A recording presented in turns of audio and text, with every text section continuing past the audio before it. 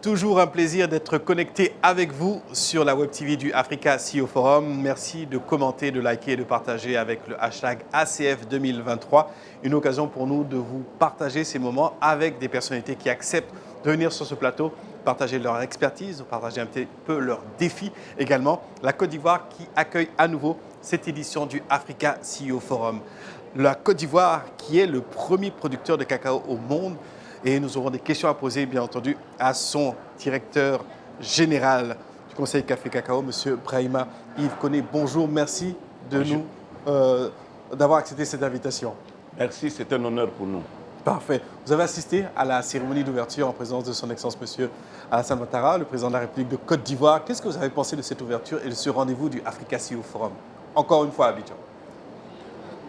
Je voudrais vous dire que c'est une opportunité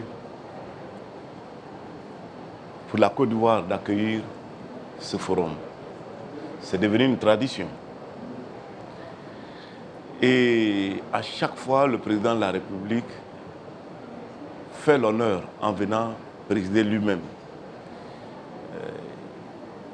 Et vous voyez que depuis quelques années, chaque fois que le président de la République vient présider ce forum, les années qui se suivent, on se rend compte que le forum prend de l'ampleur. J'ai eu l'occasion d'assister au précédent forum. Je peux vous dire que ce forum est encore allé plus loin avec le monde que nous avons reçu ici. Et je suis toujours impressionné. Voilà. Et encore une fois, c'était un honneur pour nous d'être présents. Et c'était un grand moment. Un grand moment. Merci d'avoir vécu ça avec nous et d'accepter, bien entendu, d'accueillir à travers tout ce réseau de partenaires publics-privés ce rendez-vous. Alors, une autre grande institution de la Côte d'Ivoire, le Conseil Café Cacao. Je le disais tout à l'heure, la Côte d'Ivoire est le premier producteur de cacao au monde. On aime le dire et le redire. On voulait savoir un petit peu avec vous quels sont les grands chantiers lancés par le Conseil Café Cacao pour s'adapter justement aux multiples crises qui affectent le commerce international et qui accentuent quelque part l'insécurité alimentaire locale.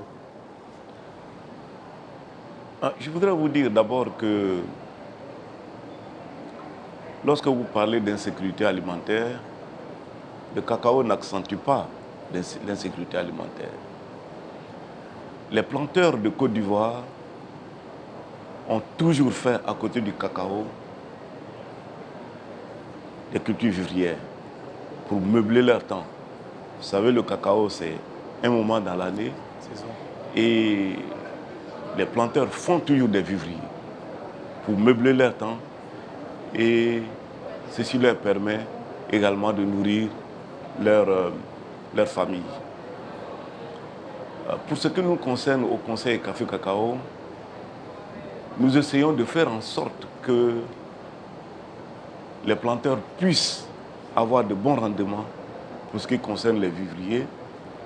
Et d'ailleurs, nous contribuons à la diversification pour que le planteur, en même temps qu'il fait du cacao, qu'il puisse faire d'autres vivriers, des vivriers pour lui permettre de véritablement s'occuper de sa famille et participer à la sécurité alimentaire de notre pays.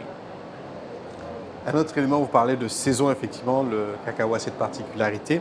La campagne intermédiaire de commercialisation 2022-2023 commence avec un volume de fèves disponible et une prévision de récoltes qui sont en baisse. Je crois qu'on passe de 600 000 à 450 000 tonnes. Quelles sont les conséquences pour les exportateurs ivoiriens, justement, s'ils n'arrivent pas à honorer leurs engagements auprès des acheteurs internationaux? Je voudrais tout de suite vous rassurer que nous prenons toujours des dispositions pour que tous les contrats soient honorés. Au cours de la campagne principale, on a entendu par-ci par-là qu'il y avait des difficultés d'approvisionnement et qu'on ne pourrait pas couvrir les contrats. Ces bruits, on ne les entend plus. Nous avons toujours été sereins. Parce que le Conseil du Café Cacao fait ses prévisions de production. Et nous essayons, au niveau commercial, de faire en sorte que le cacao qui sort de nos plantations puisse être suffisant pour couvrir les contrats que nous faisons avec les partenaires internationaux. Donc nous n'avons aucun problème pour couvrir les contrats. Ce qui est exact, c'est que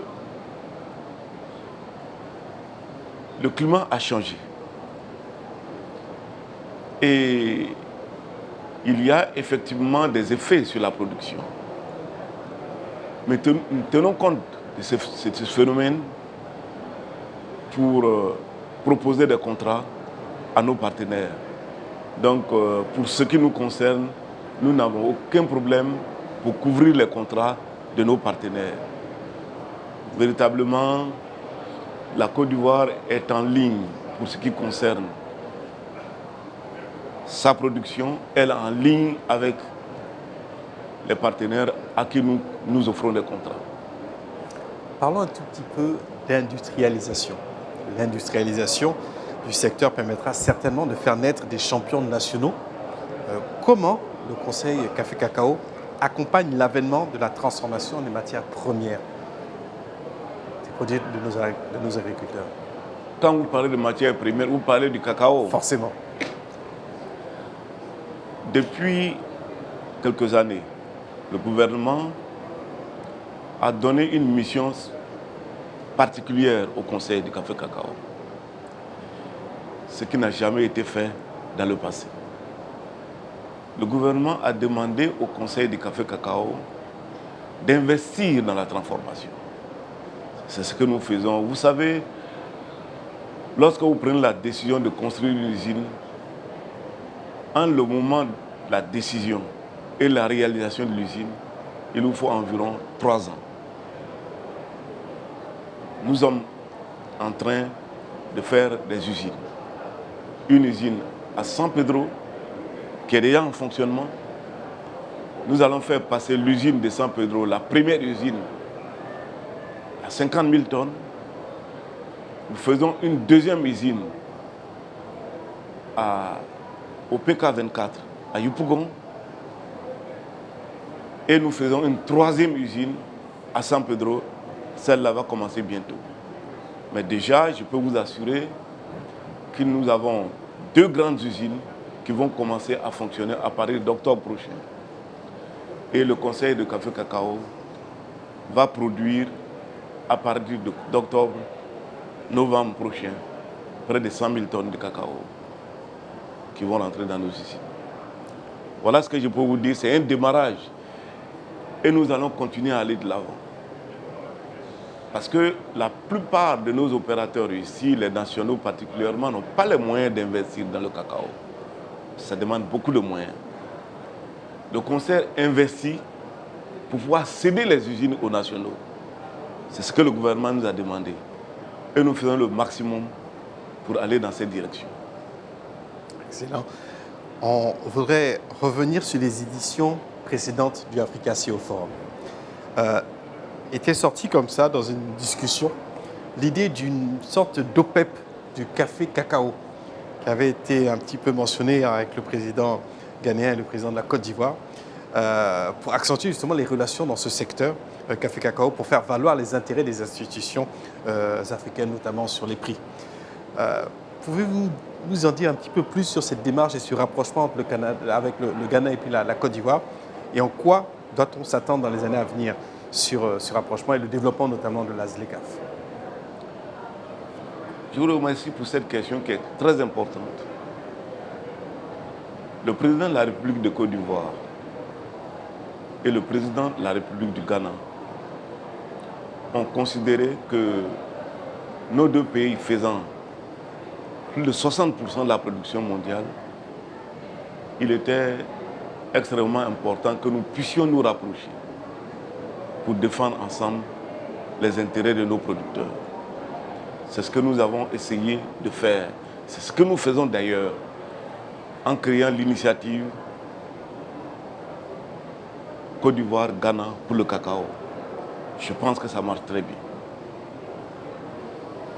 Alors, dernière question pour vous. On arrive là au terme de cette première journée. Vous avez eu de nombreuses rencontres. Vous êtes un petit peu engagé dans la relation du dialogue privé-public, mais avec un mandat particulier du Conseil Café Cacao. Comment justement la dynamique du privé, de ce rendez-vous qui représente le secteur privé, comment voyez-vous cette synergie entre le public et le privé à travers cette plateforme du Africa CEO Forum?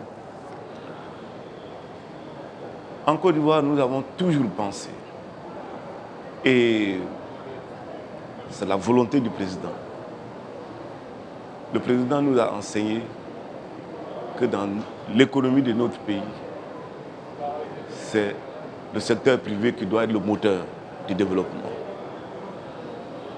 C'est pour cette raison, nous étant le Conseil de Café Cacao, étant un organisme public, nous essayons de faire en sorte que le maximum de nos planteurs puissent aller un peu plus en avant dans la filière. Nos planteurs ne doivent pas rester simplement planteurs, ils doivent s'investir dans le commerce intérieur et à travers les coopératives, nos planteurs doivent aussi, dans l'avenir, aller un peu plus vers l'export du cacao. Nous avons un certain nombre de coopératives et des opérateurs nationaux qui se sont investis dans la filière et qui sont très actifs en ce moment. Et vous comprenez bien, quand on parle de privé, ce ne sont pas des gens de l'administration qui vont faire le commerce du cacao. Il y a des nationaux qui se battent bien dans le secteur. Et le gouvernement essaye de les aider, de faire en sorte qu'ils puissent continuer à développer leurs activités et faire en sorte également que dans la part qui revient aux producteurs, les nationaux puissent prendre une part importante. Merci pour cette lucarne que vous ouvrez de réflexion et justement au secteur privé d'être le moteur de cette croissance économique-là. Merci effectivement d'avoir pris le temps de passer sur notre Web TV. Nous étions donc avec M. Brahima Ikone, directeur général du Conseil Café Cacao. Et puis, bonne rencontre, bons échanges et bien entendu, profitez-en aussi quelque part. Et on vous remercie de ce temps que vous avez pris avec nous. Merci beaucoup. Je voudrais vous remercier pour l'opportunité que vous nous offrez. Nous allons aller très loin en poussant les nationaux à s'investir un peu plus dans le secteur du cacao. J'espère que nous aurons d'autres occasions pour vous exprimer un peu plus sur ce que nous entendons faire dans ce secteur, avec les partenaires qui viennent, comme le Nigeria, comme le Cameroun, qui viennent dans l'initiative pour que nous soyons plus forts sur le marché international. Je voudrais vous remercier. Merci encore une fois. Alors, nous serons présents pour suivre l'évolution des différents chantiers du Conseil Café Cacao. On se retrouve bien entendu pour la suite de notre programme sur la Web TV. Utilisez le hashtag ACF 2023 pour suivre, commenter, partager. Et puis, encore une belle journée qui arrive à son terme. Une autre journée demain au programme, mais ce n'est pas terminé. On se retrouve tout de suite.